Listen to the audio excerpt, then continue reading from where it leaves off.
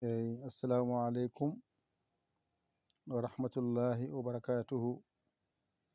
Bandiraɓe sehilaɓe, ko salminde e juurade e arde kadi habrude en ɗon jaraten e golle men.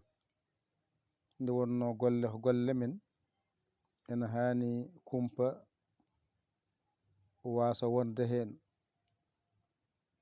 Allah walli en noon hitande nde maayi, lewru wattidiɗo hitande ko fiya hen ko nanɗon. Dental diine 1 ko yimɓe 13 min jii hen. Dental diine 2 ko yimɓe 4 min jii hen. Dental diine 3 ko 12 min jii hen. Dental diine 4 ko 9 min jii hen. Dental diine 5 ko 3 min jii hen. Dental diine 6 ko 11 min jii hen. Ndeno en paami dental diine 1 e 2 e 3 e 4 e 5 e 6 fof sorindi ko yimɓe 51 min jii fiiɓe. Alhamdulillahi rabbil alamina. Noon nan ɗon mi wino noon dental ngal ko wona Yaya jeygal, ko dental men mbiɗen ko keɓanmi e messuji lesto en mbayri jangude pular o, ko keɓanmi messuji en mbayri jangude limto ngo. ɗum fof so aranno adda ma wodan ɗo heedi. En calaki janginde ken donku dañde laawol ɗo ndewaten ha janginen. oɗo jiɗi jangude kono on jaɓani darade darnde jiɗɗo jangude. Jangowo so haalanama nanat, jaɓa, golla, ko ɗum woni jangowo. So ceerno ma wima ya waɗ naggam, a jaɓani nande ko wima no wiruma, ene hawni. O wi on yon gaddu balle, on mbiya ko yon gaddu jobdi. ƴeewe balle mon gaddon walla golle men jahoje. Ko haala wawa tawde goto kala jogi jungo mum, posma ko jeyi, ittu hen ko mbawɗa, gadda duusa golle jahoje. Sen pini mbawi wadde ko batten ko. Courant on kollama en jeeya ɗum, on kollama wifi on jeeya ɗum. Golle golteɗen golloɓe ko yimɓe ne minni, ko joom haajuji en. ɓe gacci haajuji arde wallodire men saabi Allah. Enen kadi garen ballen ɓe saabi Allah, jinganen ɓe. So goto fof heedi bange, darima darnde wiide on jarama haaɗi ɗon, jokke golle kadi watti hen, jokke golle watti hen. Taw ardani mbadi garen jokken golle. Holno golle jokkirte?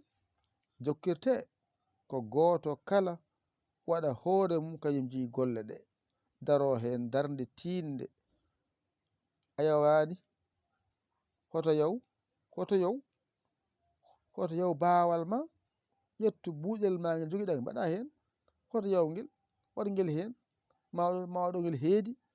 Ko so goto fof heedi bangi wona min haaldete, ko ɓeye kalda, te ka jiɗi jangude mbiɗa. ma fewaɗe de. Min kalani on, min kaltani on, mbawi ko haalde min deƴƴa min deeƴa min cabbo. jiɗi ko jangude, garen mbaɗen feere janggen.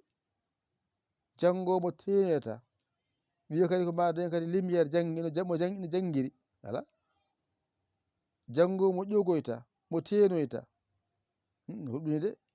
Jangowo anna ko teena, ƴooga, uppa lawƴa. Kono aɗa adane gandal ha suuduma, janga mbawa jaa haajuma, a wallama a jaɓani wallude, nanɗon haydara mbiyata, hay hunde mbiyata. Kala message mo mbaɗɗo mi heeɓi, mi yi, mi nani ko haala hen ko. Amo jiɗi jangude, wadde jiɗi jangude o waɗ feere.